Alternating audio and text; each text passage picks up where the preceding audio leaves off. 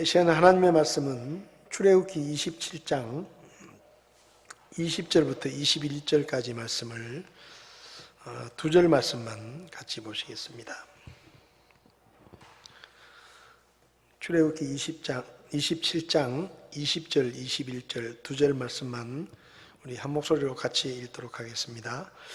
너는 또 이스라엘 자손에게 명령하여 그들이 등불에 쓰기 위해 올리브로 찌어 만든 순수한 기름을 내게 가져오게 함으로써 항상 등불이 타게 할지니라. 아론과 그의 아들들은 회중의 성막에서 정원 앞에 있는 회장 밖에서 저녁부터 아침까지 주 앞에서 등불을 점검할지니 그것은 이스라엘 자손을 위하여 그들의 대대로 영원한 법규가 될지니라.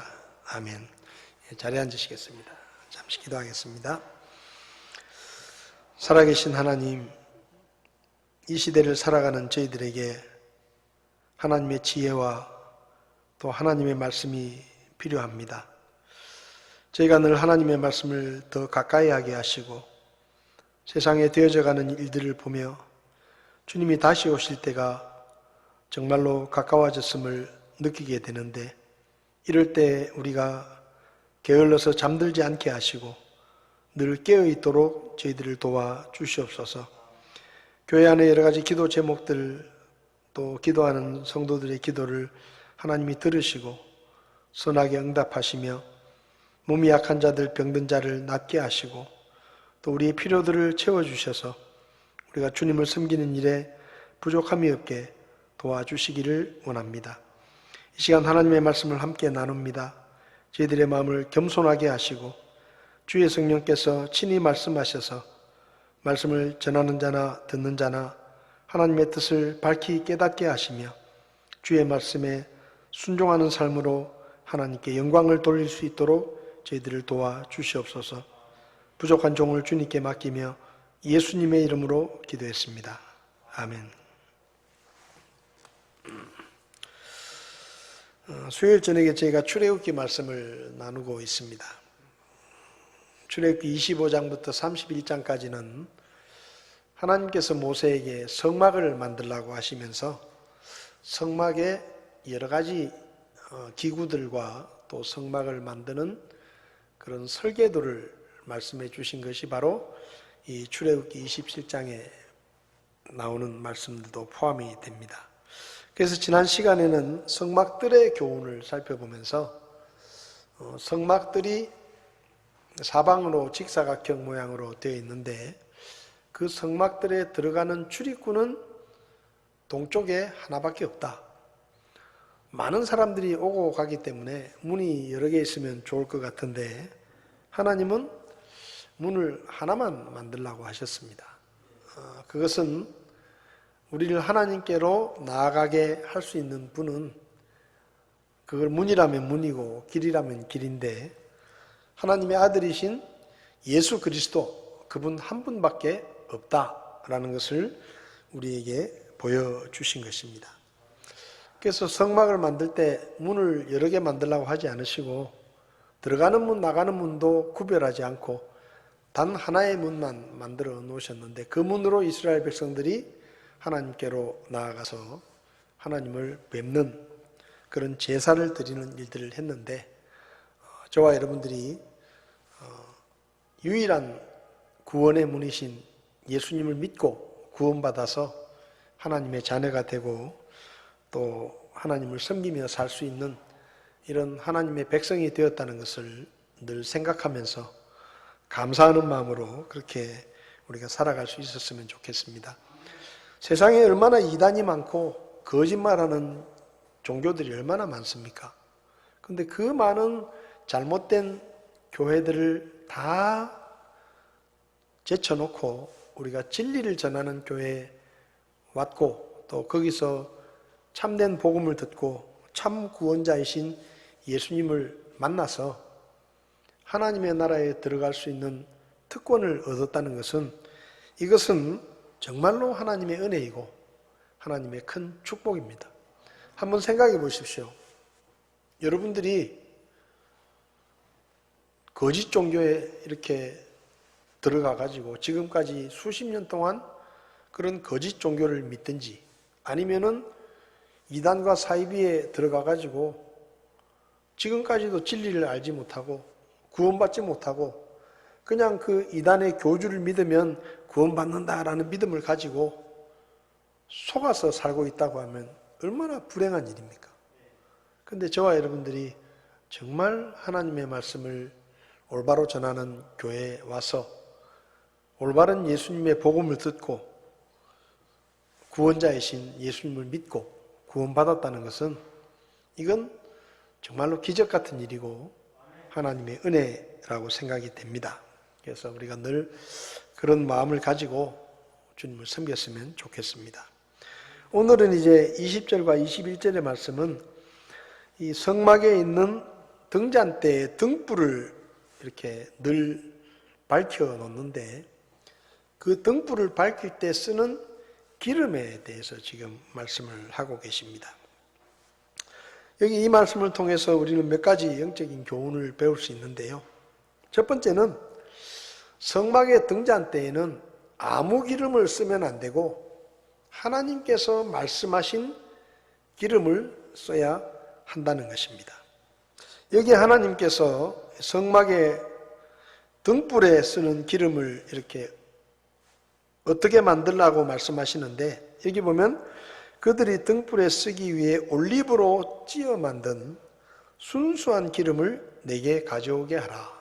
그러니까 성막에 등불을 밝히려고 하면 기름이 있어야 되는데 그 기름을 이스라엘 백성들에게 각자 기름을 만들어서 성막으로 가지고 오게 해라 이렇게 말씀을 하시는데 그 기름을 만드는 재료를 분명하게 말씀하셨습니다. 기름이 여러 가지가 있잖아요. 많은 종류의 기름들이 있는데 성막에서 등불에 쓰는 기름은 반드시 올리브 열매로 만든 기름이어야 된다. 이렇게 말씀하십니다.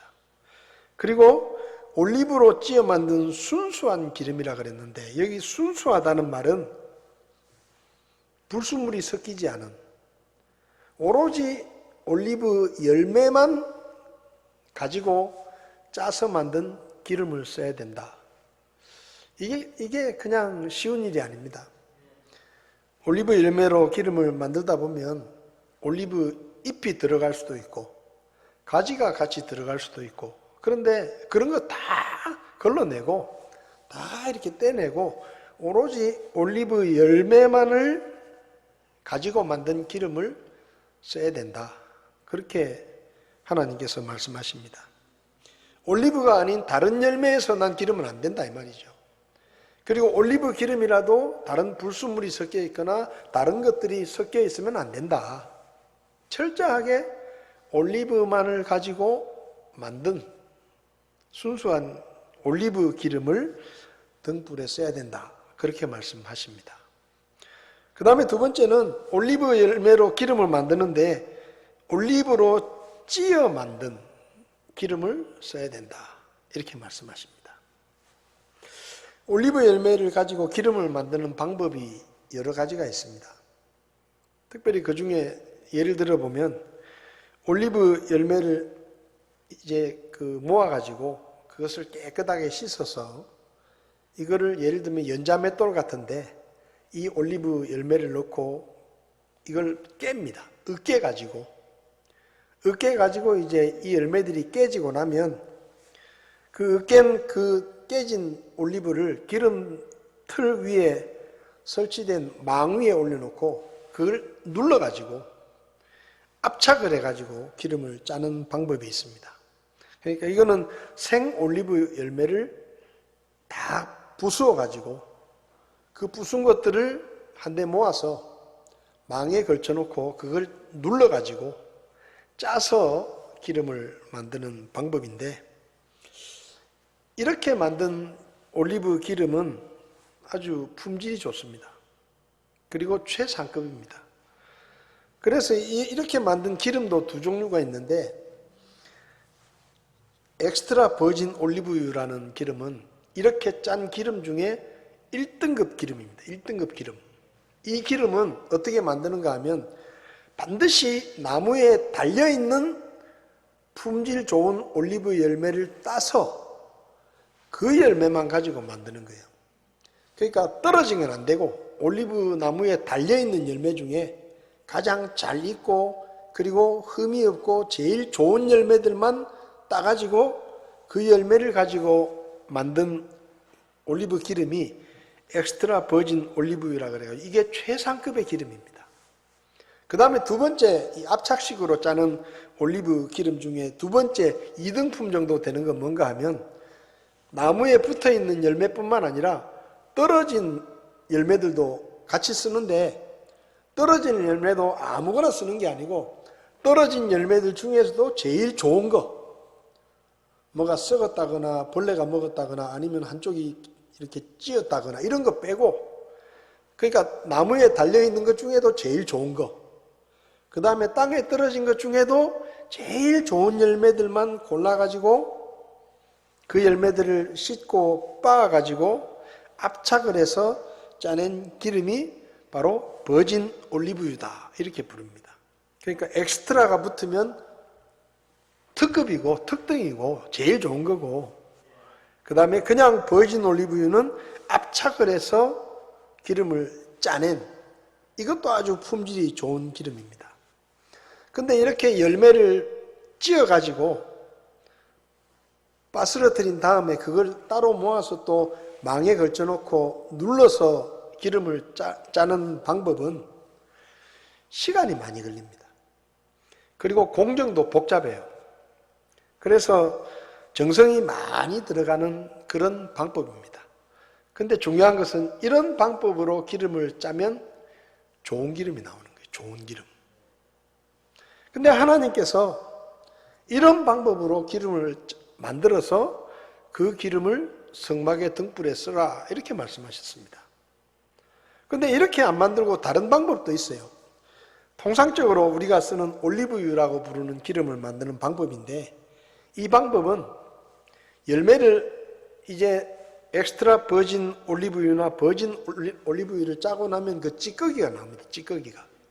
그 찌꺼기하고 그 다음에 땅에 떨어진 올리브 열매 중에 아까 압착식으로 짜는 것은 좋은 열매만 골라서 그렇게 했는데, 땅에 떨어져 있는 올리브 열매를 좋든 안 좋든 하여튼 쓸만하다 싶은 거는 다 모아가지고 이걸 열을 가해가지고 마치 찌듯이 그렇게 해가지고 거기서 나오는 기름을 만드는 방법인데, 그러니까 앞에 방법은 열을 가하는 게 아니고 원래 열매 그대로 자연 그대로 기름을 빼내는 거고, 뒤에 방법은 좀 싼 올리브유를 만드는 방법인데, 이 방법은 열매를 다 모아가지고 그냥 한테 이렇게 열을 가해가지고 삶듯이 그렇게 열을 가해서 기름이 나오면 그 기름을 모으는 방법인데, 압착식으로 짜는 기름은 품질이 좋지만 좀 탁합니다.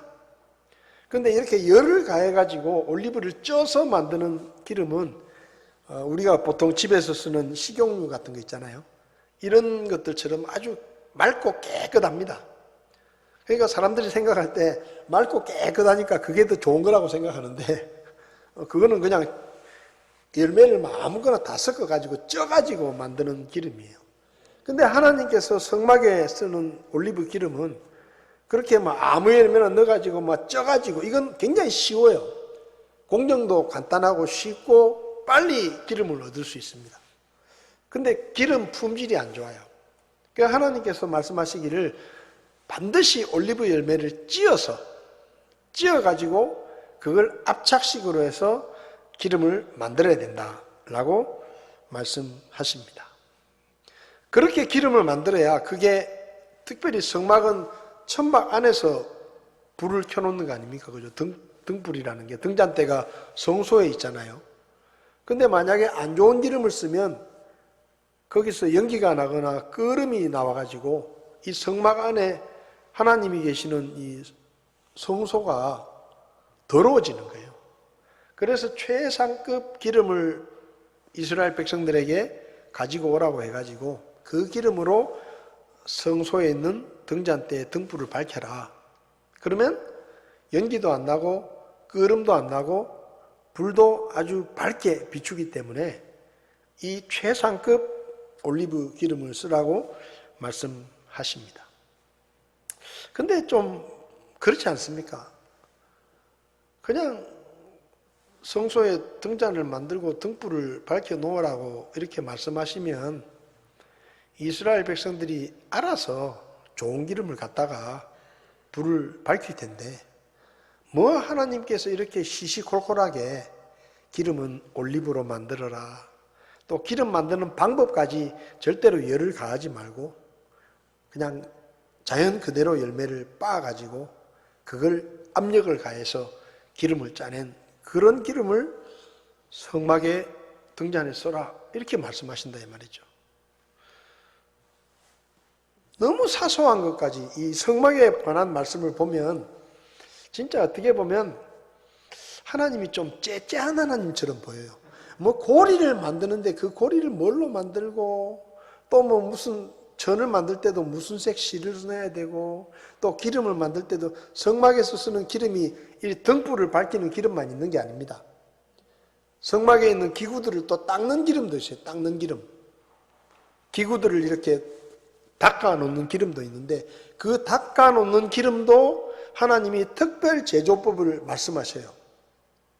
그리고 그 기름을 만들 때는 그 성경에 보면 그 성막에 있는 기구들을 닦는 기름을 만드는 방법으로 사람이 쓰는 기름을 만들면 절대 안 돼요.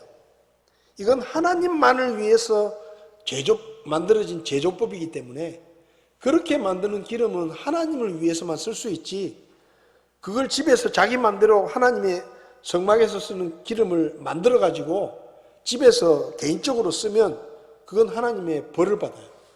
그러니까 이건 철저하게 하나님만을 위해서 구별된 그런 기름이다 이 말이죠.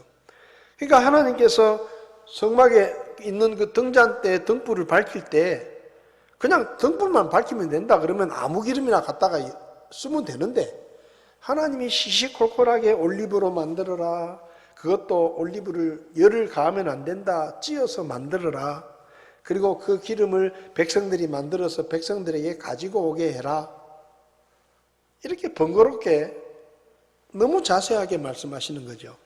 근데 이건 왜 그런가 하면요, 우리가 하나님을 섬길 때는 아주 사소한 것이라도 하나님이 원하시는 방법대로 섬겨야 된다라는 것을 가르쳐 주시는 겁니다.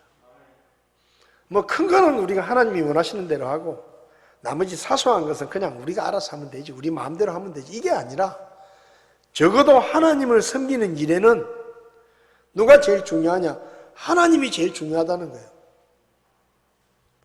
하나님이 기뻐하시는 방법대로, 하나님이 원하시는 방법대로.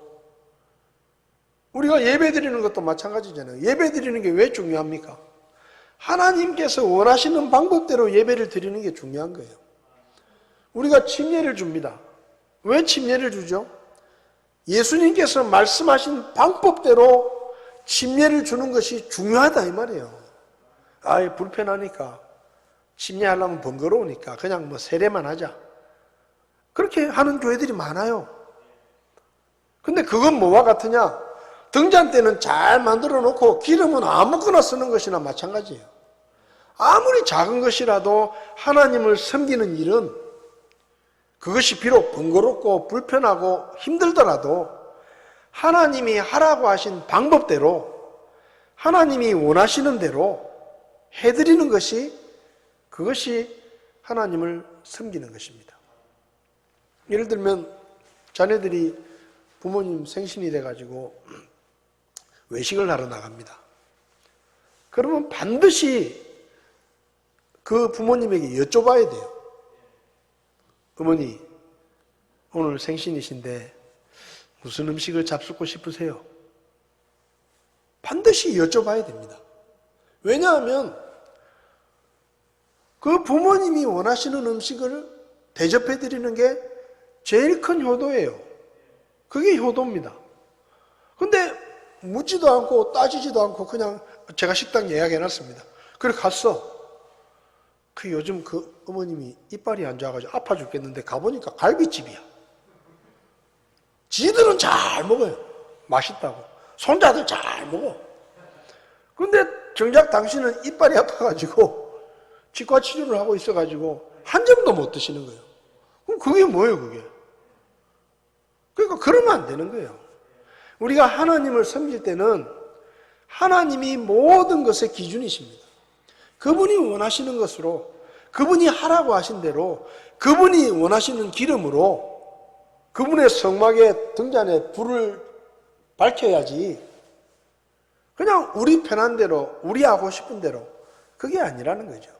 그래서 성막에 관한 말씀을 하나님이 말씀하실 때 우리 생각에는 뭐 이런 사소한 것까지 시시콜콜하게 하나님께서 하라 마라 말씀하시냐, 그런 건 우리가 다 알아서 해도 되는데 이렇게 생각하지만, 여러분, 하나님은 우리가 알아서 섬길 수 있는 분이 아니에요. 하나님은 우리 생각으로 섬길 수 있는 분이 아닙니다. 하나님은 철저하게 그것이 아무리 사소한 것이라도 그 성막에서 많은 것들이 있는데 그 등불에 쓰는 기름 하나, 그거 별로 안 중요할지도 모릅니다. 아무거나 쓰면 되지. 그게 아니란 얘기예요. 하나님께서 만들라고 하신 재료로, 하나님이 만들라고 하신 방법대로 하나님이 원하시는 기름을 만들어서 그 기름을 하나님의 성막에서 하나님을 섬기는 데 써야 그게 하나님이 기뻐하시는 겁니다. 레위기 10장을 보면 이런 말씀이 있습니다. 레위기 10장 1절을 보면요, 아론의 아들 나답과 아비후가 각각 자기의 향로를 가져다가 그 안에 불을 담고 그 위에 향을 놓되 주께서 그들에게 드리라고 명령하지 아니한 이상한 불을 그분 앞에 드렸더니, 여기 이상한 불이라 그래요. 이상한 불. 하나님이 명령하신 불이 아니라 이상한 불이에요. 우리 생각에는 아니 뭐 불이면 되지. 그 불이나 이 불이나. 아니 등잔만 켜져 있으면 되지. 뭐 기름을 뭐 올리브 기름을 쓰든지 다른 기름을 쓰든지 뭐 그게 그렇게 중요하냐. 근데 여기 성경을 보면 주께서 그들에게 드리라고 명령하지 아니한 이상한 불을 하나님 앞에 드렸다 이 말이에요. 근데 결과가 어떻게 됐느냐? 불이 주로부터 나와 그들을 삼킴에 그들이 주 앞에서 죽었다 그랬습니다. 아론의 아들들은 제사장입니다. 레위 지파 아론의 후손들은 제사장이거든요. 제사장이 하나님 앞에 이 등불을 켤 수 있어요. 근데 이 아론의 아들 나답과 아비후가 하나님이 원하시는 불이 아니라 이상한 불을 하나님께 바쳐서 하나님의 벌을 받아가지고 바로 죽었습니다. 불에 태워서, 불태워져서 죽었어요. 성경에 이상한 불이라고 적혀 있는데 그 이상한 불이 어떤 불인지는 정확하게 말씀하지 않지만 제 생각에는 기름이 잘못됐을 수도 있어요. 하나님이 원하시는 기름이 아니라 엉뚱한 기름을 가지고 불을 밝혔을 수도 있습니다. 아, 그게 뭐 죽을 일이냐? 그렇게 생각할 수 있어요. 아니, 뭐 그 정도는 봐주실 수도 있지. 여러분, 하나님은 그런 분이 아니에요. 하나님은 이 세상 우주 만물의 주권자이시고 그분은 이 세상에서 가장 높으신 분이고, 그리고 이미 하나님께서 어떤 기름을 써서 등불을 밝히라고 다 알려주셨어요. 근데 그 하나님의 말씀을 무시한다는 얘기는 뭐냐? 하나님을 무시하는 거예요. 하나님이 분명히 올리브로 찧어서 만든 순수한 기름을 쓰라고 말씀하셨는데 하나님의 말씀을 가장 잘 알고 있는 제사장들이 자기들 마음대로 한 거예요. 그러니까 하나님께서 진노하신 것입니다. 아무리 작은 것이라도 우리가 하나님을 섬길 때는 우리 생각이나 우리의 방법이 아니라 하나님의 생각과 그분이 원하시는 방법대로 주님을 섬겨야 된다는 것을 이 등잔대 등불에 쓰는 기름이 우리에게 가르쳐 주는 것입니다. 사무엘상 15장을 보면 하나님께서 사울 왕에게 말씀하십니다. 지금 가서 아말렉을 쳐서 모든 것을 진멸하고 남기지 말고 남자와 여자와 어린아기와 젖먹이와 소와 양과 낙타와 나귀를 모두 죽여라. 그러니까 사울 왕에게 지금 아말렉에게 가서 그들을 쳐라. 근데 사람이든지 짐승이든지 하나도 살려두지 말고 다 죽여라. 하나님이 그렇게 말씀하셨어요. 근데 사무엘상 15장 7절부터 9절을 보면 사울이 하나님의 말씀을 듣고 군대를 모아가지고 아말렉을 치러 갑니다. 근데요, 사울이 하윌라에서부터 내가 이집트 맞은편에 있는 수르에 이르기까지 아말렉 족속을 치고 아말렉 족속의 왕 아각을 산채로 사로잡으며, 하나님은 뭐라 그랬죠? 다 죽이라 그랬어요. 근데 아말렉의 왕은 산채로 사로잡아 오는 겁니다. 칼날로 온 백성을 진멸했다. 그러니까 다 죽였는데, 사람이라고 하는 사람은 어린아이까지 다 죽였는데 아각 왕 한 사람 살려둔 거예요. 그리고 9절을 보면 그러나 사울과 백성이 아각과 또 양과 소와 살찐 것 중에서 가장 좋은 것과 어린 양과 모든 좋은 것은 남기고 그것들은 진멸하려 하지 아니하며 다만 나쁘고 가치 없는 것만 다 진멸했다. 그러니까 사람 중에서는 다 죽였는데 왕은 살려가지고 포로로 잡아오고, 짐승들 중에서는 건강하고 튼튼하고 가치가 있어 나가는 이런 좋은 짐승들은 다 살려두고 나쁜 거, 병든 거, 저는 거, 시원찮은 거 이런 것만 다 죽였다 이 말이에요. 자, 이 사울의 행동을 사람의 생각으로 만약에 점수를 준다고 하면 90점이나 95점 정도 줄 수 있습니다. 왜? 사람 다 죽였잖아요. 중요한 건 사람인데 사람들 다 죽였잖아요. 그 왕 한 사람 살려둔 거 아닙니까? 그리고 짐승들도 거의 다 죽이고 좋은 것만 살렸잖아요. 그러면 사람의 생각으로 따지면 한 90점, 95점 정도는 한 거예요. 근데 하나님께서 그렇게 생각하지 않으셨습니다. 사무엘상 15장 11절을 보면 내가 사울을 왕으로 삼은 것으로 인해 슬퍼하노니 그가 나를 따르는 것에서 돌이켜 내 명령을 수행하지 않았다. 하나님이 그렇게 말씀하십니다. 그리고 그것으로 인해 사무엘이 근심하며 온 밤을 주께 부르짖었다. 그러니까 하나님께서 사무엘에게 말씀하시는 거예요. 사울이 인간적인 눈으로 볼 때는 한 90점, 95점 정도 되는데 하나님이 뭐라고 말씀하시느냐? 내가 사울을 왕으로 삼은 것을 후회한다. 사울이 내 말을 버리고 나를 버리고 내 말을 안 들었다. 불순종했다는 겁니다. 그리고 사울에게 사무엘을 보냅니다. 그래가지고 사무엘이 사울에게 가서 뭐라고 말씀하시느냐? 22절부터 보면 주께서 주의 음성에 순종하는 것만큼 번제 헌물과 희생물을 크게 기뻐하시나이까? 보소서 순종이 희생 헌물보다 낫고 귀를 기울이는 것이 수양의 기름보다 나으니 거역하는 것은 마술 죄와 같고 완고한 것은 불법과 우상 숭배와 같나이다. 왕이 주의 말씀을 버렸으므로 그분께서도 왕을 버려 왕이 되지 못하게 하셨나이다. 여러분 다 잘했어요. 아말렉 왕 한 사람 살린 거예요. 짐승들도 거의 다 죽이고 좋은 짐승들만 따로 빼가지고 살려가지고 온 겁니다. 그 정도면 잘한 거예요.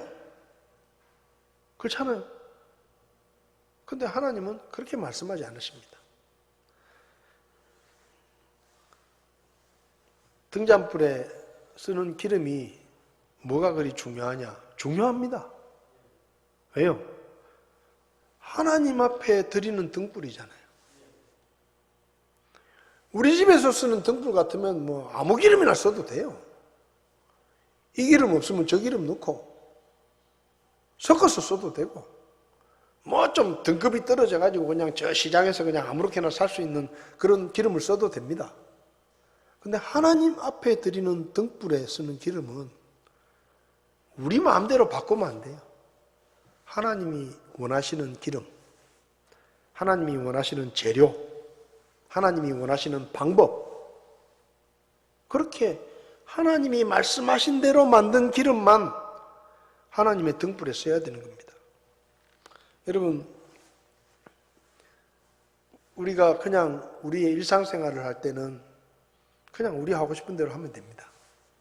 근데 하나님을 섬기는 일, 예배드리는 일, 교회 일을 하는 것, 하나님과 관계된 일을 할 때는 철저하게 하나님의 말씀을 기준으로 하나님이 하라는 대로 해야 되는 거예요. 아무리 사소한 일이라도. 그게 하나님을 하나님으로 섬기는 것이고 하나님을 하나님으로 대우해드리는 겁니다. 하나님이 기뻐하시는 것은 우리의 정성이나 노력이 아닙니다. 우리가 정성을 다하고 우리가 열심히 노력하면 하나님이 기뻐하시는 게 아니고 하나님이 기뻐하시는 것은 철저하게 그분의 말씀에 순종하는 것입니다. 우리가 하나님 앞에 순종할 때 하나님이 기뻐하시는 거예요. 그래서 저와 여러분들이 하나님의 말씀을 왜 읽고 묵상하고 공부하고 하나님의 뜻을 살펴야 되느냐? 그래야 하나님이 원하시는 삶을 살 수 있기 때문입니다. 그 다음에 두 번째는 이 등불이 꺼지지 않도록 잘 살피고 점검해야 된다는 거예요. 여기 보면 20절에 올리브로 찌어 만든 순수한 기름을 내게 가져오게 함으로써 항상 등불이 타게 할지니라. 그 성막에 있는 등잔대 등불은 꺼지면 안 돼요. 24시간 항상 불을 밝혀야 돼요. 그래서 21절을 보면 아론과 그의 아들들은 회중의 성막에서 정원 앞에 있는 휘장 밖에서, 여기가 이제 성소거든요. 그러니까 지성소와 성소가 휘장으로 이렇게 구분이 되어 있는데 지성소 바로 앞에 있는 휘장 밖에서, 거기는 성소입니다. 등잔대가 있는 곳이죠. 거기서 저녁부터 아침까지, 낮에는 사람들이 많이 오고 가니까 당연히 거기서 쉽게 말하면 사람이 항상 있는 거거든요. 거기 성소에. 근데 저녁부터 아침까지는 백성들은 안 옵니다. 백성들은 안 오잖아요. 밤이니까. 근데 제사장들은 반드시 성소에서 당번을 정해가지고 저녁부터 아침까지 주 앞에서 등불을 점검해라. 이 말이 무슨 말입니까? 등불이 꺼지지 않도록 항상 당번을 정해가지고 그 등불에 심지가 좀 꼬부라져가지고 불이 잘못되면 심지를 바로 세워주고 기름이 부족할 것 같으면 기름을 채워주고 그 불이 절대로 흐려지거나 꺼지지 않도록 정성을 다해서 잘 관리해야 된다 이 말이에요.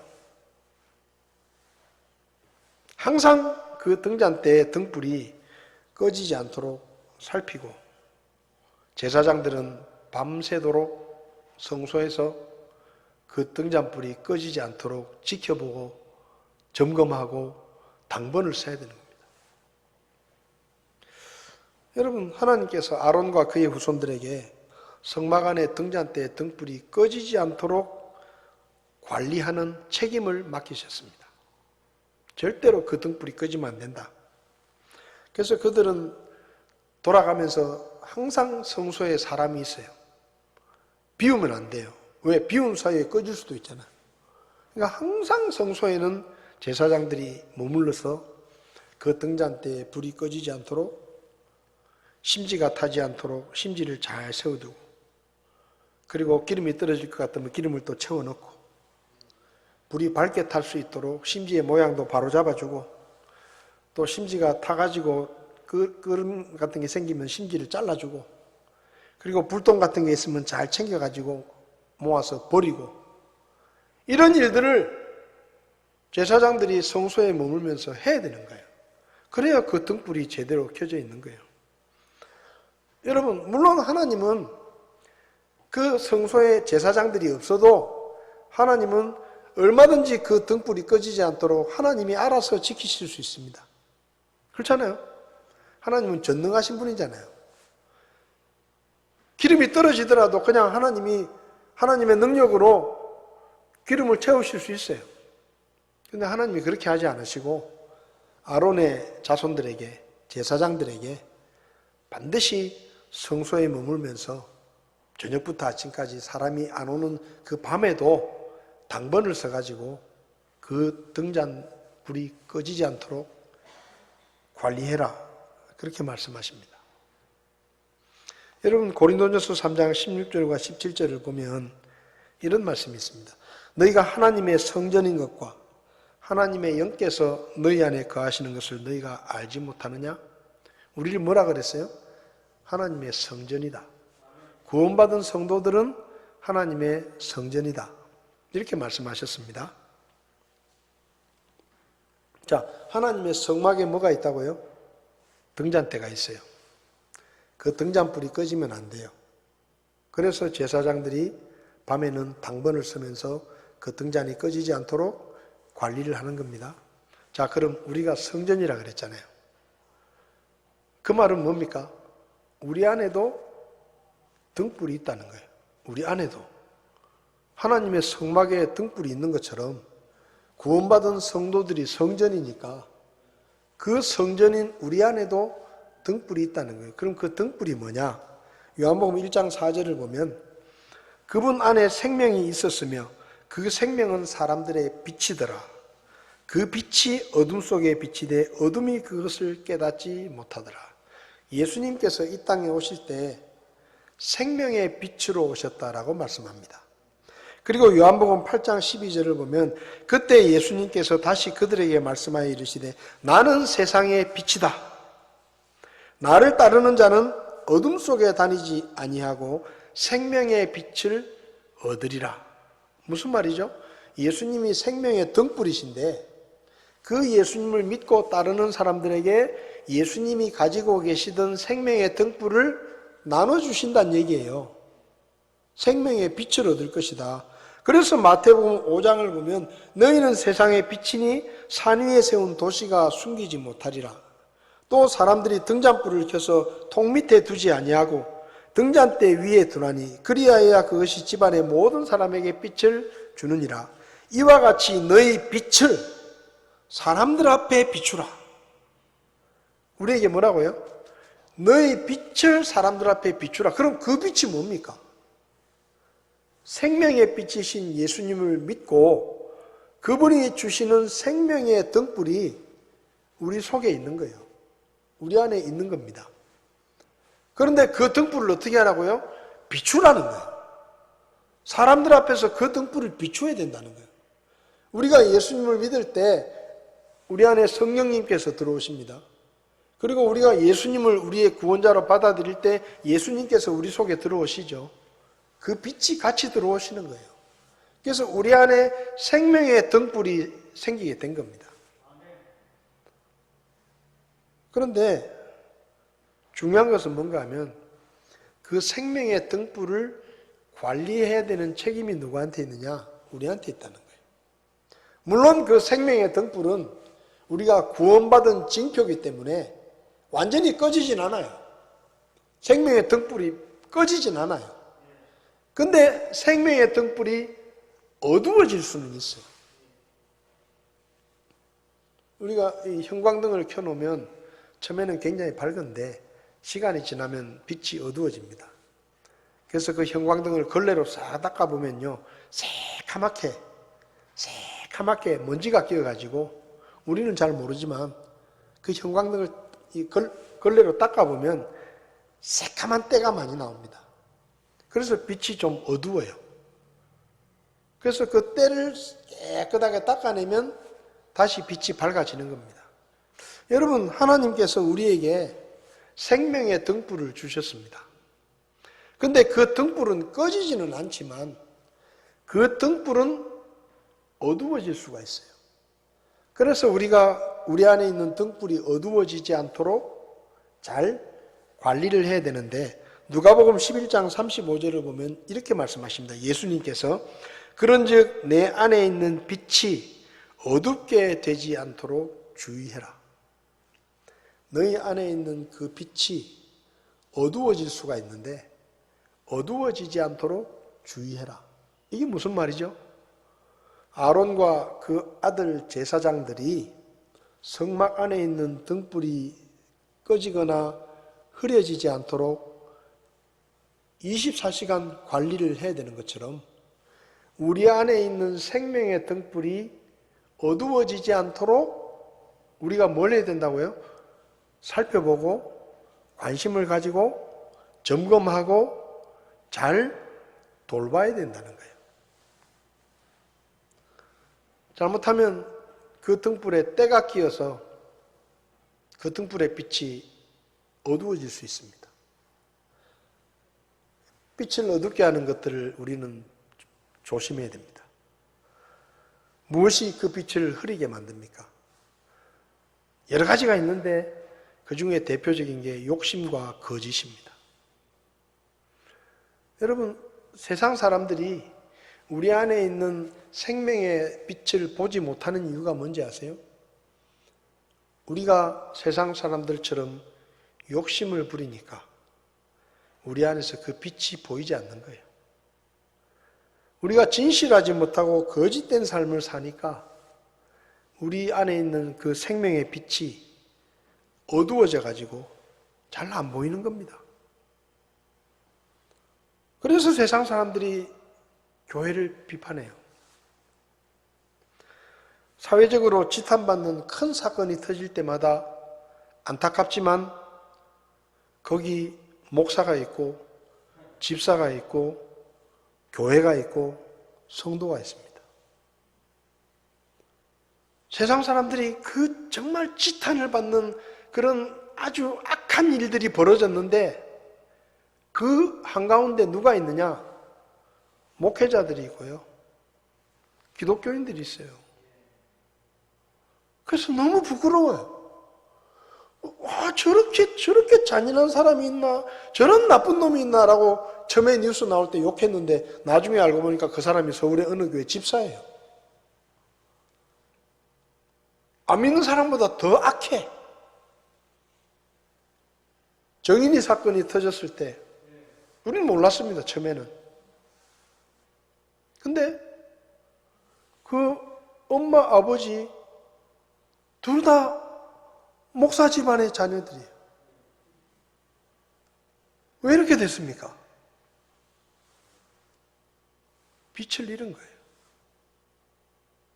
빛을 잃은 겁니다. 세상의 욕심 버리지 못하고 자기들의 욕망을 채우려고 거짓을 말하고 그러다 보니까 우리 안에 있는 등불이 흐려져 버린 거예요. 빛을 잃어버린 것입니다. 맛을 잃은 소금은 쓸모없어서 버려지고 사람들에게 밟히게 될 뿐이라고 말씀하셨습니다. 근데 빛을 잃은 빛, 어두워진 빛, 흐려진 빛 마찬가지입니다. 쓸모없습니다. 불을 켜기는 켰는데 밝히지 못하는 불, 모양은 있는데 능력이 없는 불, 그 하나님이 어떻게 쓰시겠어요? 그래서 여러분, 우리 안에 생명의 등불이 있는데 그 등불이 어두워지지 않도록 항상 말씀과 기도로 깨어 있어야 되고 우리가 잠들지 말아야 되고요. 하나님의 말씀에 비추어 보고 거짓되고 세상 것들에 대한 욕심은 버려야 우리 안에서 생명의 등불이 밝게 비추게 되는 것입니다. 그리고 우리가 지켜야 될 등불은 또 하나 있는데 그게 바로 교회입니다. 요한계시록 1장을 보면 예수님께서 교회를 뭐라고 말씀하셨느냐? 금등잔대라고 말씀하십니다. 교회가 등잔대라 이 말이에요. 이 세상을 향한 등불을 비추는 등잔대입니다. 복음의 등불, 진리의 등불, 구원의 등불을 비추어야 되는 것이 바로 교회입니다. 우리는 교회의 등불이 흐려지지 않도록 잘 지켜야 됩니다. 그럼 교회의 등불을 흐려지게 만드는 건 뭐냐? 왜곡된 거짓 가르침들입니다. 하나님의 말씀을 떠난 거짓 진리. 교회 역사를 보면 우리 믿음의 선배들은 세상의 권력과 마귀의 소나기에 들어간 변질되고 타락한 교회들로부터 말할 수 없는 핍박을 받고 고난을 받으면서도 끝까지 이 등불을 지키기 위해서 목숨을 걸고 피를 흘려가며 복음을 지키고 성경적인 교리를 지키고 거기에 목숨을 걸었습니다. 그런 믿음의 선배들이 이 등불을 잘 지켜가지고 저와 여러분들에게 물려주었는데 우리가 이 교회의 등불을 제대로 지키지 못하면 우리 교회의 빛이 흐려져 버리는 거예요. 어두워져 버리는 겁니다. 사람들의 귀를 즐겁게 하는 왜곡된 복음, 사람의 교훈, 변질된 복음, 하나님의 말씀과 다른 잘못된 교리들을 교회가 받아들이면 그것 때문에 교회 등불의 빛이 때가 끼는 거예요. 세상의 더러운 때들이 교회로 들어옵니다. 성령의 능력이나 복음의 능력보다 돈의 능력을 더 의지하는 물질 만능주의와 세속적인 가치관이 교회로 밀려옵니다. 세상에 저속한 유행들이 교회 안으로 몰려옵니다. 그래서 교회를 더럽힙니다. 정신 차려야 돼요, 우리가. 우리 교회 안에 그런 잘못된 복음, 거짓된 가르침, 이단과 사이비들의 잘못된 교리들이 우리 교회에 발을 붙이지 못하도록 우리가 눈을 시퍼렇게 뜨고 하나님의 말씀을 붙들고 지켜야 되는 거예요, 교회를. 그렇게 우리가 이 등불을 지켜야 우리 교회가 등불이 흐려지지 않고 우리 다음 세대까지 물려줄 수 있는 겁니다. 여러분, 하나님께서 우리에게 생명의 빛을 주셨고 교회라고 하는 그분의 등잔대를 우리에게 맡기셨습니다. 잘 지켜야 됩니다. 아무리 힘들더라도, 어렵더라도, 대가를 치르더라도, 비록 우리가 좁은 길을 가면서 사람들로부터 환영을 받지 못하더라도 우리는 하나님이 맡겨주신 이 교회의 등잔대의 등불을 끝까지 더럽히지 않도록 지키고 견뎌야 되는 거예요.